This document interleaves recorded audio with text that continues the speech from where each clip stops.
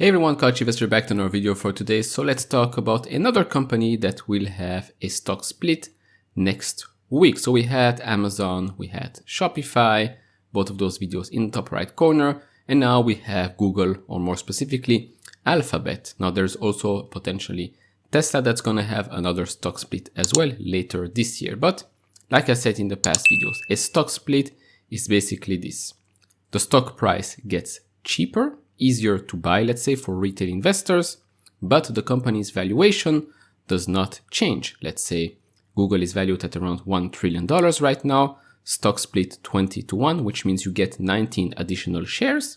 That does not mean that suddenly the market cap goes up or goes down. No, just the stock price gets split into 20. Now the stock split for Alphabet will happen on July 15. So if you're buying today, tomorrow, or just the day before the stock split happens, you're still going to get those 19 extra shares on the day of the stock split. So don't worry about timing. It's just a matter of accounting when you read the recorded time, the announced time, and all of that, and the actual date of the stock split. Those are just for accounting measures.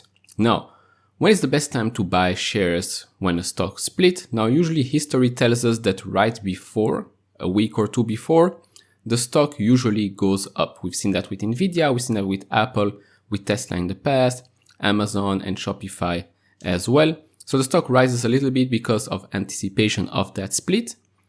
And then after the split happens, the stock drops. Now, in the current market environment, those rules really don't matter. Well, those aren't really rules, but those rules from the past, let's say, because the macro environment and the market right now is pretty volatile. Yes, Google stocks, Alphabet shares have gone up a little bit in the last week or so, but the overall market has gone up as well. The stock actually is down 30%. As you can see right here, it's down 30% since its highs, and actually the highs were pretty much earlier this year. So what we have here is free cash flow in the last 12 months of almost $69 billion, return on equity of just over 30%, and then gross profit margin is going back up at 56.93%. So that's quite nice. And revenue has been trending up quite nicely. Now I'm here on stockcard.io, and as you can see, the card looks pretty good. Green, green, green, yellow. Now the yellow is just fairly priced stock, which we're going to see in just a bit. So high growth potential, yes. Strong operations, yes. Calm investor sentiment, it's neutral right now, which is always good, let's say. Could be bad. Outperformed the market in the past, yes it has. Fairly priced stock, and then analyst consensus 35 with a buy rating, 1 hold and 0 sell. Now the analyst price target, the average that is right now, still sits just over $3,000. That might change soon, but still quite a nice upside. Now, if you can see in the past, 1 year the stock is down 4.5%. The last 5 years, the stock is up 144%. Now, as for a PE, it has a PE of 21.58. That's, I believe, right now. Now, in the next 12 months, I believe the PE is a bit lower at around 18. So that's a bit better. Earnings per share in the last 12 months, $112. So return to investors is pretty high here. Now, Google does not pay any dividends, and that's why when you click on investor strategy, this is only available to VIP members, by the way. It tells us that it's good for a buy and hold portfolio, unclear for dividend, well, obviously, since they don't pay any dividends, and possible fit for growth portfolio. Now, why is it only a possible fit? Because, well, the company's size for a growth portfolio should be a bit smaller. This is $1.5 trillion. So what, are you going to 10x that? I don't know. And then the sentiment is neutral, so they take that into consideration, but all the rest, growth potential, yes. Sales growth, yes. Cash availability, yes. Past investment returns, yes again. Now, by the way, if you don't know, on stockcard.io, you can follow my portfolio and the channel's portfolio. This portfolio right here, the Couch Investor one, is in the Beat the Couch Investor competition, where you can win $250 by the end of the year. All you have to do is basically beat my portfolio. And as you can see right here, I'm actually down 4.27%. So basically you can have a head start if you start right now. It's free to enter. Link is in the pinned comment, and join those people right here. Some of them are beating me quite nicely right now. So again, $250 in cash for the winner. And then the top 5 will also get 3-month stock card VIP access, so you can use all the platform to its best of its abilities. Now, going back to Google and their stock split, I hope you get it by now that a split doesn't really change anything fundamentally.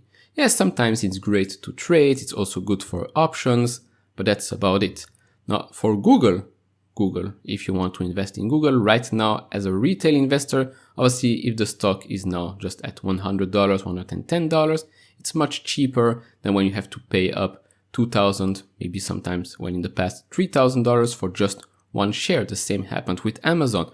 Great companies, but the share price was just too high. So maybe, yes, maybe in the future more retail investors might look at Google and Amazon and say, now that it's cheaper, I might actually add those in my portfolio. And yes, I know about fractional shares, but not everyone has access to them.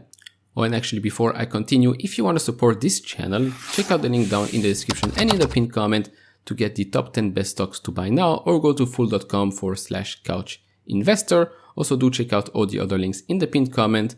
Some of them, if not most, might actually save you some money. Talking about Google, right? The dominant player, basically a monopoly in search. Big cloud player, actually in the top 3 after Azure, Microsoft, and Amazon's AWS. And that's a growing market. And as we've seen with Amazon, AWS, high margins, high growth, which could help Google as well. Google, Alphabet also has YouTube. So there is that. Now, as you can see here from their last earnings report, revenue grew 23% from $55.3 billion to $68 billion. Operating income went from $16.4 billion to $20 billion. Operating margin stayed at 30%. Now, other income or expenses was, $1.1 billion in expenses, that is, for this quarter. Net income decreased a little bit, as you can see. And diluted earnings per share decreased as well by just $2. And this is basically a breakdown of total revenue. So number 1, you have your Google search and others at $39.6 billion. YouTube ads at $6.8 billion. Maybe you might see an ad on this video. And if you're a Google shareholder, you better watch that ad. Google network, $8.1 billion. So that grew quite nicely as well year over year. Then the overall Google advertising went from $44.68 billion to $54.66. And if you add Google others, Google services totaled at $61.47 billion. You add Google Cloud to that, which has been growing quite nicely as well, from $4 billion to close to $6 billion. The other bets are all of Google's smaller projects, has actually grown quite nicely here. Hedging gains went from losses to gains, and then, as we've seen before, totaled $68 billion.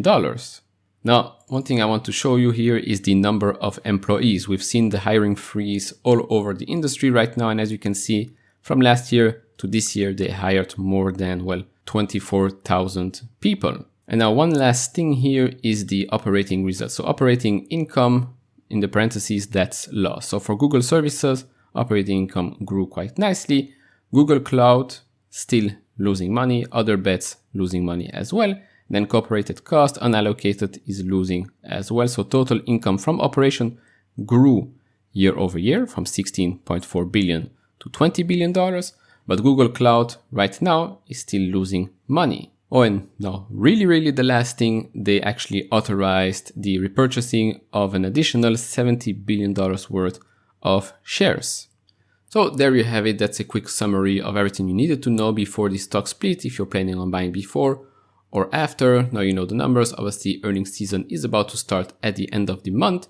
So we might have some better numbers or some worse numbers for Google. We'll have to wait and see. But very important to know that their cloud infrastructure is not as big or as optimized yet as Azure and AWS. So keep that in mind and maybe keep an eye on that in the next earnings report. But do share your thoughts, what you're planning to do with the stock split down in the comments below. Have you been buying maybe others, Amazon, Shopify? Leave it all down in the comments below. If you like this type of videos, leave it a thumbs up. If you haven't subscribed to this channel, maybe hit that subscribe button. And I see you all in the next video.